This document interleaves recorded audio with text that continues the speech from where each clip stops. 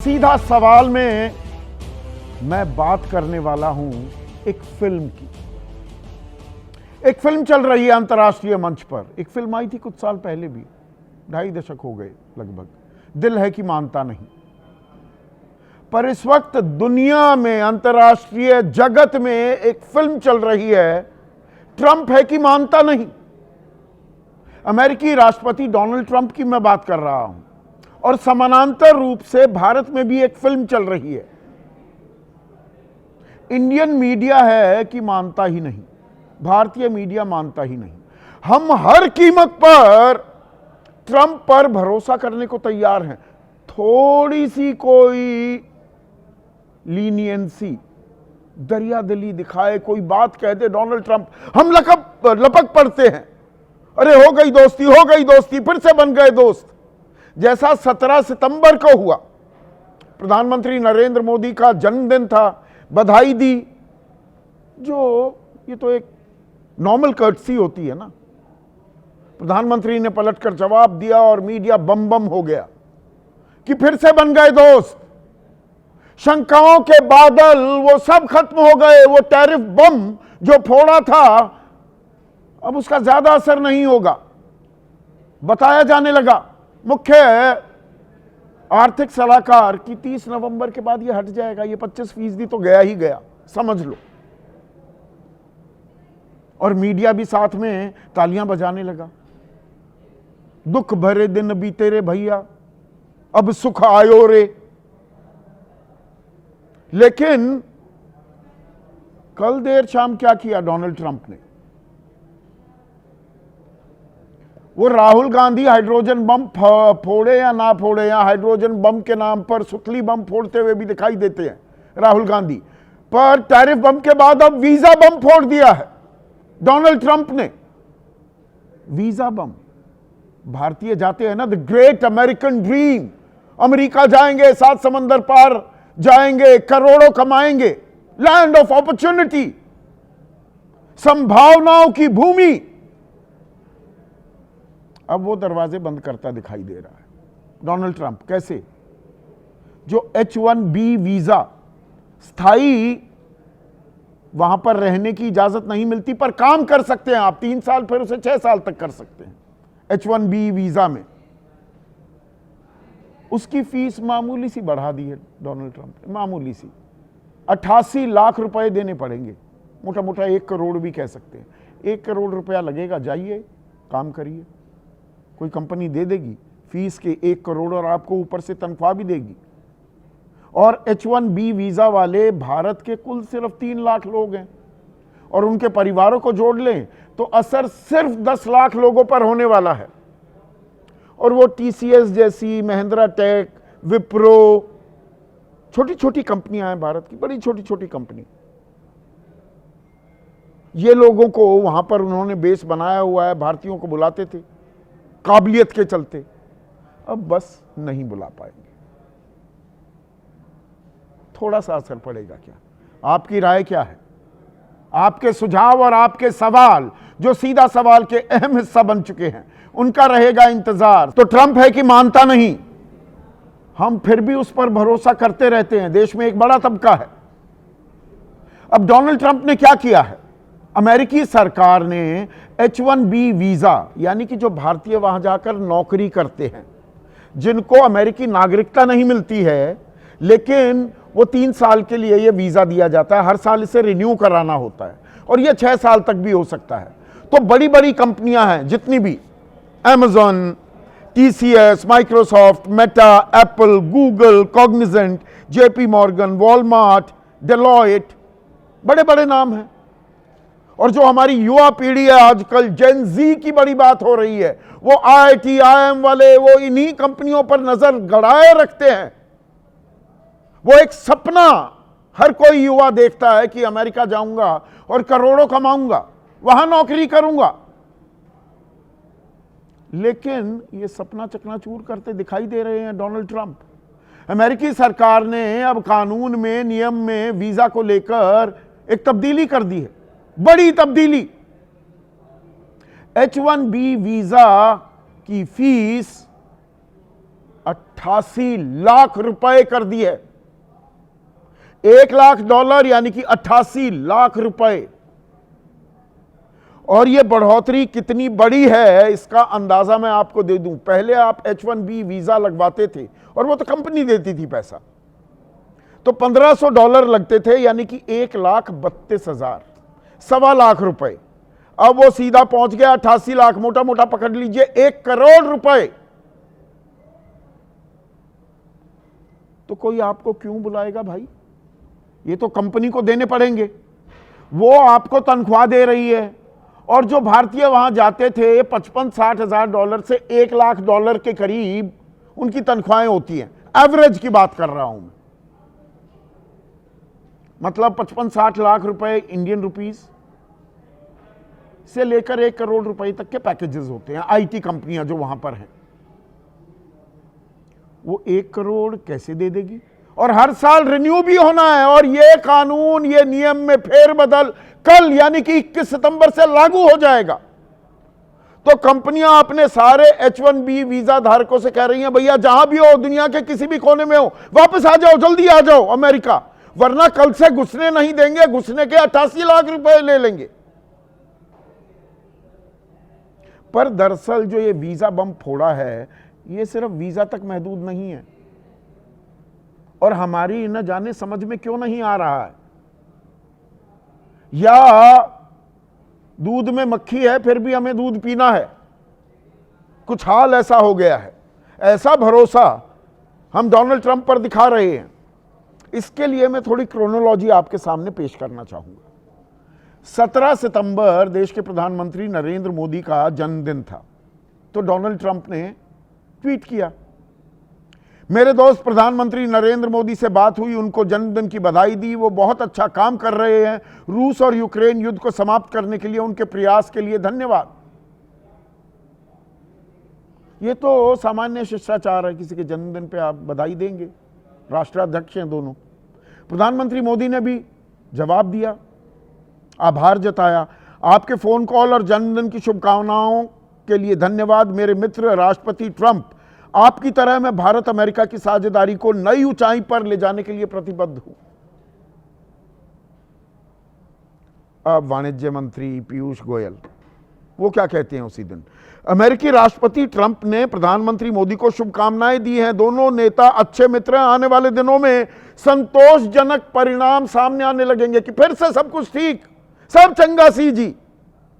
और अगले दिन मुख्य आर्थिक सलाहकार वी अनंत नागेश्वरन ने एक और ताल ठोक दी और मीडिया ने ढोल गाजे बाजे के साथ इस खबर को चलाया। ब्रेकिंग न्यूज क्या थी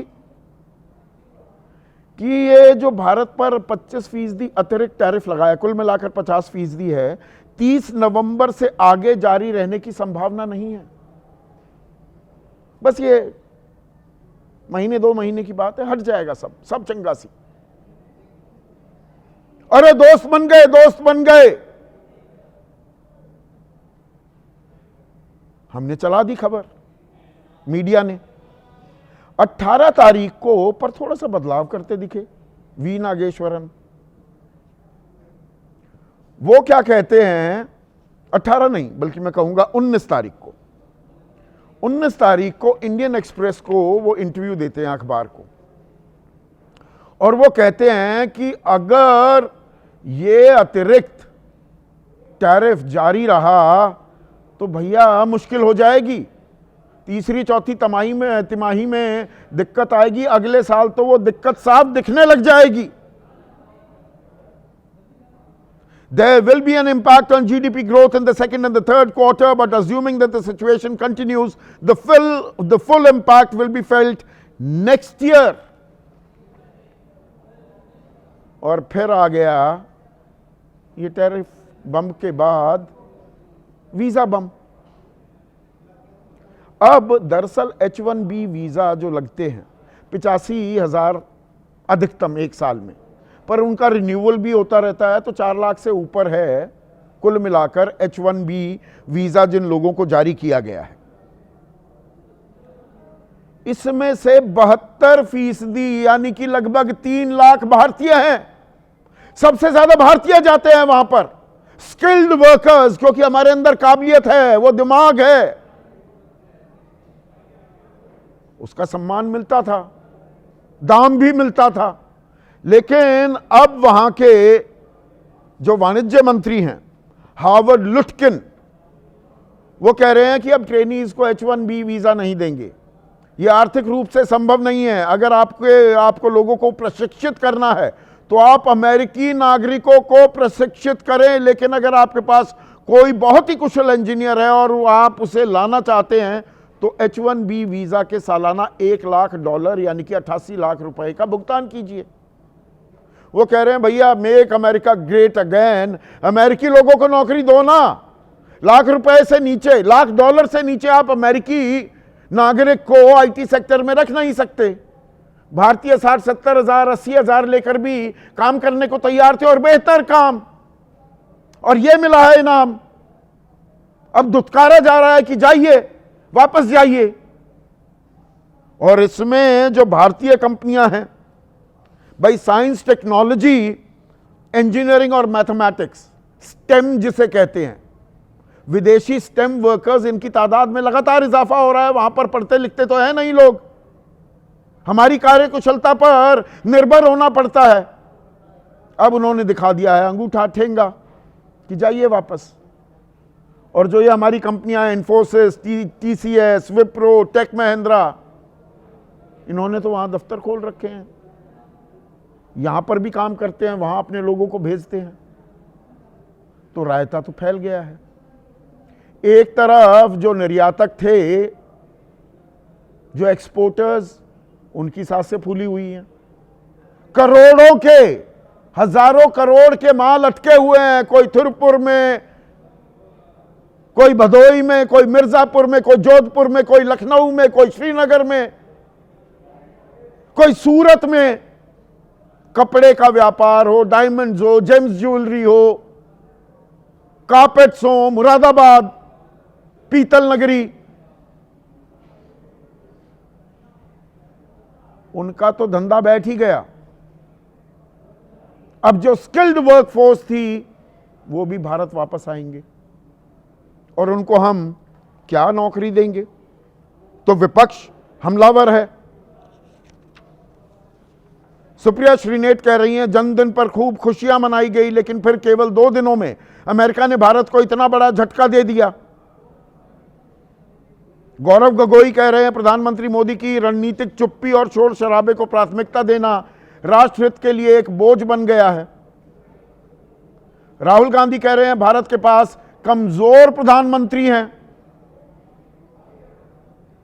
अशोक गहलोत ने भी वार किया है और अखिलेश यादव ने भी, किस तरह से, पहले वो भी सुन लीजिए। तो विदेश में अब आपकी फॉरेन पॉलिसी फेल है। अब आपको उत्तर प्रदेश के सरकार के इंजन से पूछना चाहिए कि भाई H1 वीजा नहीं मिल रहा है, अब इसका क्या करेंगे आप? वो चाहते नहीं कोई विदेश जाए, पढ़ने भी नहीं जाए, नौकरी करने जाए, केवल बंदूक चलाने जाए, रशिया चला जाए, फौरन भर्ती हो जाए, इजराइल में चला जाए। अमेरिका के राष्ट्रपति ट्रम्प साहब जो है जिस प्रकार का दोस्ती निभा रहे हैं, ऐसी दोस्ती को क्या हम परिभाषा दें समझ में नहीं आता है। दोस्ती निभा भी रहे हैं, हमारे खिलाफ आदेश जारी भी कर रहे हैं कि लाखों लोग बेरोजगार होंगे। ये पूरे देश की चिंता कैसे बना हुआ है। तो अब दोस्ती पर, दोस्ताना पर सवाल उठाए जा रहे हैं। बड़ा ही एक देसी मुहावरा है दोस्ती पर कि ऐसी दोस्ती यारी भीत के दे मारी, कि ऐसी दोस्ती यारी का क्या फायदा है, इसको तो मैं दीवार पर फेंक कर मारता हूं। अब भारत का विदेश मंत्रालय प्रतिक्रिया दे रहा है। आप क्रोनोलॉजी समझिए, 17 तारीख से कितनी कुलाबाजियां हो रही हैं, कूटनीतिक कुलाबाजियां। वो कह रहे हैं the major is likely to have humanitarian consequences by way of disruption caused for families. विदेश मंत्रालय कह रहा है कि इसके मानवीय असरात होने वाले हैं और इससे परिवारों पर असर पड़ेगा। Government hopes that these disruptions can be addressed suitably by the US authorities, कि इससे परिवारों पर जो असर पड़ने वाला है, मानवीय असरात जो होने वाले हैं, उसका ख्याल रखेगा अमेरिका। फिर से भरोसा करने चल पड़े। ऐसे में आज का सीधा सवाल, ट्रंप से दोस्ताना, भारत भरे हर जाना, और कब तक भरते रहेंगे ये हर जाना? वो चीन के साथ दोस्ती करने को तैयार है। पाकिस्तान ने सऊदी अरब से हाथ मिला लिया है। सैन्य संबंध, वो अब कह रहे हैं कि पाकिस्तान वाले परमाणु हथियार भी इस्तेमाल करना चाहे सऊदी अरब तो कर ले, और दोनों देशों में से किसी पर भी हमला होता है तो दूसरे देश पर भी हमला माना जाएगा। यानी कि भारत अगर पाकिस्तान पर हमला करता है तो हम सऊदी अरब पर भी हमला कर रहे हैं। चाबहार पर फिर से प्रतिबंध लगाने पर आमादा हो गया है डोनाल्ड ट्रंप, जो पीछे हटाए थे। तो टैरिफ के बाद वीजा बम, अर्थव्यवस्था का निकलेगा दम।